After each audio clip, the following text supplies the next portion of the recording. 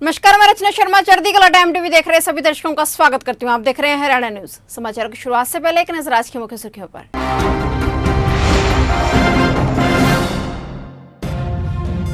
हर positive मरीज की death का होगा ऑडिट, स्वास्थ्य मंत्री विज ने नोडल अधिकारी को सौंपा जिम्मा।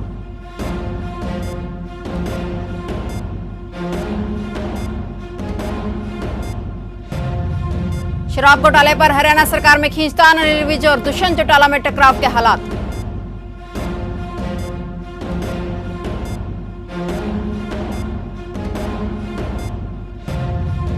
हरियाणा में खुल गए सरकारी स्कूल, अभी होगा सिर्फ प्रशासनिक कामकाज।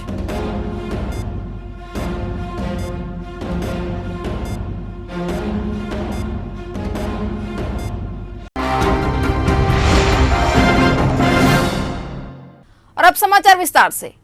हरियाणा प्रदेश में एकाएक महामारी से मौत का आंकड़ा बढ़ने से सरकार सख्ते में है, क्योंकि पिछले करीब 20 दिनों में 10 से ज्यादा मौतें हो चुकी हैं।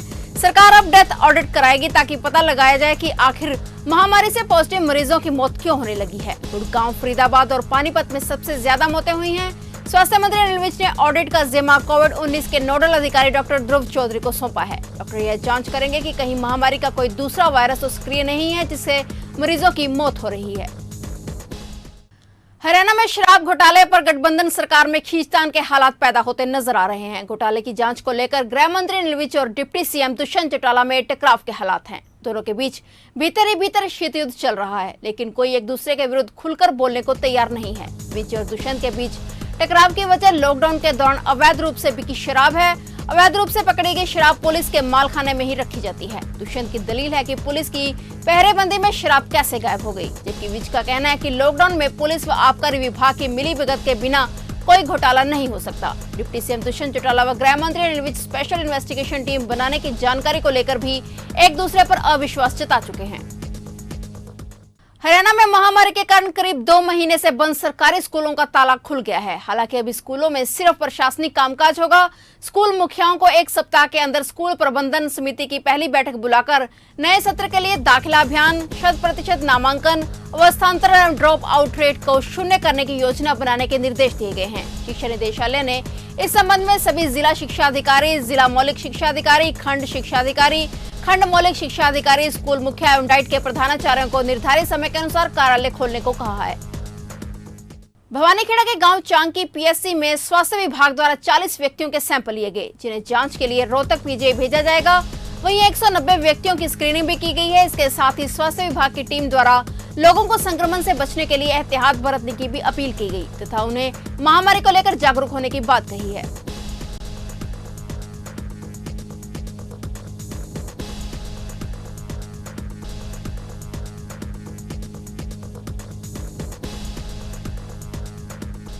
हमने 190 लोगों की स्क्रीनिंग करी है और 40 सैंपल लिए गए हैं।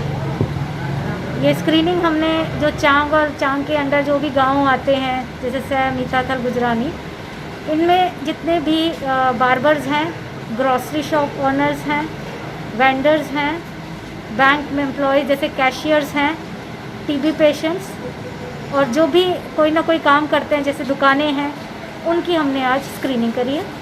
देश के अलग अलग इलाकों में प्रवासी मजदूरों का पलायन जारी है, लेकिन अब सभी सरकारें पैदल जा रहे मजदूरों के प्लान को लेकर सख्त रुख अपना रही हैं और पैदल जाने वाले लोगों को रोककर शेल्टर होम में भेजा जा रहा है, जहां से उन्हें बस या ट्रेन द्वारा उनके गांव और राज्य तक छोड़ने की प्रक्रिया जारी है। लेकिन दिल्ली में सटे फरीदाबाद में शेल्टर होम में रह रहे प्रवासी मजदूरों ने फरीदाबाद प्रशासन पर आरोप लगाया है कि प्रशासन उनकी ओर ध्यान नहीं दे रहा है। यहाँ खाने पीने की सुविधाएं नहीं है, वह यहाँ नरक से भी बदतर हालात में जी रहे हैं। वहीं इस मामले में जब फरीदाबाद के तहसीलदार से बात की गई तो उन्होंने बताया कि यहाँ पर गुरुद्वारे द्वारा दिए जाने वाला खाना ही दिया जाता है।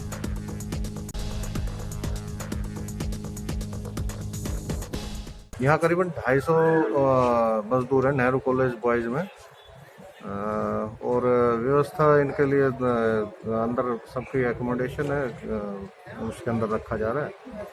अभी खाने का, पानी का सब व्यवस्था जो है करी जा रही है। इनका लगातार आरोप है कि न पीने के लिए पानी दिया जा रहा है न, और 3 सालों से खिचड़ी दी जा रही है। खिचड़ी ये गुरुद्वारे से जो हमारे को बना हुआ मिल रहा है वो हम इनके लिए प्रोवाइड करवा रहे हैं। और पानी की व्यवस्था इधर टैंकर खड़ा है और पानी उधर भी है तो पानी की वजह से। क्या जो है जो संस्थाओं के अलावा क्या सरकार की तरफ से या किसी विधायक की तरफ से कोई मुआयना कुछ नहीं है? नहीं, उसकी मेरे को जानकारी नहीं है। करनाल में लॉकडाउन में भी चोरी की वारदातें थम नहीं रही हैं। सेक्टर 4 पार्ट 2 इलाके में चोरों ने घर को निशाना बनाया। चोर लाखों रुपए की ज्वेलरी और कैश लेकर फरार हो गए। पुलिस और एफएसआई की टीम जांच में जुट गई है। अब देखना होगा कि पुलिस इन चोरों को कब सलाखों के पीछे डालती है।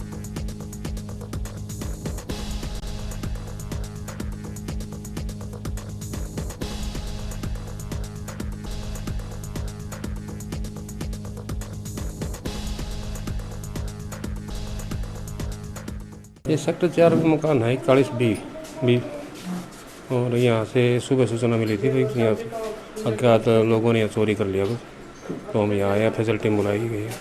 अभी हमारे पास कोई एप्लीकेशन वगैरह आई नहीं है। प्रदेश व्यापी आह्वान पर जिला फतेहाबाद टोहाना की सब्जी मंडी के व्यापारियों ने लघु सचिवालय में पहुंचकर मुख्यमंत्री के नाम एक ज्ञापन स्थानीय प्रशासन को सौंपा है। तो मांग की है कि जो भी नए टैक्स सब्जी मंडी पर लगाए जा रहे हैं उसे वापस लिया जाए। उन्होंने कहा कि यह केंद्र सरकार द्वारा घोषित वन टैक्स वन नेशन की नीति का उल्लंघन करती है। साथ में इससे व्यापारी के साथ जनता पर भी अनुचित बोझ बढ़ेगा। वहीं इस कदम को वापस न लेने पर व्यापारियों ने आंदोलन की चेतावनी भी दी है।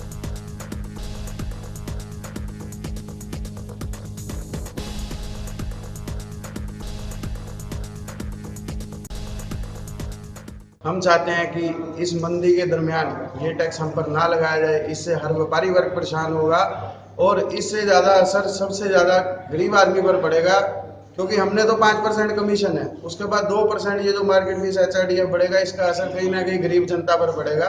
और हम ये चाहते हैं कि इस महामारी के दौरान इस समय पर ये भार डालना हम व्यापारियों पर और आम जनता पर डालना उचित नहीं है। इस दरमियान हमने ये ज्ञापन सौंपा है तहसीलदार साहब को, ताकि हमारी मांग को आगे बढ़ाया जाए और ये हरियाणा सरकार के द्वारा जो फैसला लिया गया है इसको तुरंत वापस लिया जाए। सरकार ने भले ही लॉकडाउन में ढील देते हुए इस दुकानों को खोलने के आदेश दे दिए हैं, लेकिन इससे अभी दुकानदारों की परेशानियां ज्यों की त्यों ही बनी हुई हैं। लॉकडाउन खुलने के बाद भी ग्राहक नहीं मिल रहे हैं, जिससे दुकानदारों की परेशानियां बढ़ने लगी हैं। इसी के तहत इन दुकानदारों ने सरकार से मदद की गुहार लगाई है। ये सारा लॉकडाउन चलिया उस तो बाद जी दुकाना खोलने को दे रहे नहीं बना और वो तो सानू दुकानदारों तो कोई फायदा ही नहीं सी। 3 दिन अगर दुकान खुल रही है ना तो कोई कस्टमर है जी, ड्यू टू ट्रांसपोर्ट कोई ट्रांसपोर्ट नहीं। तो जिन्हें भी है पल्ले नौकरन दे रहे हैं, जो उन्होंने कुछ अपने पल्ले होएगा तो उन्होंने कुछ दवांगे भी, अदरवाइज तो बुरा हाल है। तो सो इस करके माननीय प्रधानमंत्री मोदी जी ने सारे प्रशासन को अपील है कि जिवें साडियां लिमिटां चल रही हैं तो साडे सिर ते जो भी कर्जे ने उन्होंने बारे जरूर सोचा जाए, पर मिडल क्लास बारे जरूर सोचा जाए। उन्होंने 20 लाख करोड़ का पैकेज तो दिता, पर सानू ये नहीं समझ आ रही वो मिडल क्लास कितने मिलेगा। प्रदेश में प्रवासी मजदूरों का पलायन लगातार जारी है। हालांकि प्रशासन की तरफ से इन मजदूरों की घर वापसी की व्यवस्था भी की जा रही है, लेकिन निसिंग में राधा स्वामी सत्संग घर में रह रहे प्रवासी मजदूरों ने हरियाणा सरकार से प्रार्थना की है कि उन्हें जल्द ही उनके घर पहुंचाने की व्यवस्था की जाए, ताकि वो अपने घरों तक पहुंच सके। धार्मिक भावना भड़काने के आरोप में कांग्रेस नेता पंकज पुनिया को करनाल पुलिस ने आज 1 दिन के रिमांड के बाद कोर्ट में पेश किया, जहां कोर्ट ने पंकज पुनिया को 14 दिन की न्यायिक हिरासत में भेजकर जेल भेज दिया है। बता दें कि पंकज पुनिया ने अमर्यादित भाषा का इस्तेमाल करते हुए एक ट्वीट किया था। इसके बाद कई अलग अलग थानों में उनके खिलाफ मामले दर्ज किए गए हैं।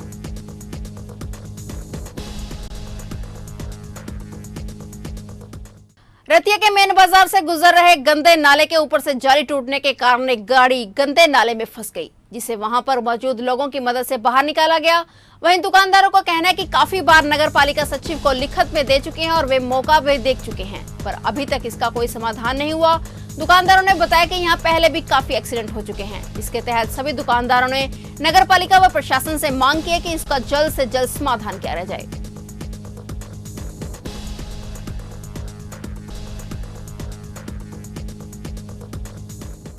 फिलहाल हरियाणा न्यूज में इतना ही। तब तक के लिए देखते रहिए चढ़ती कला टाइम टीवी और मुझे दीजिए इजाजत। धन्यवाद।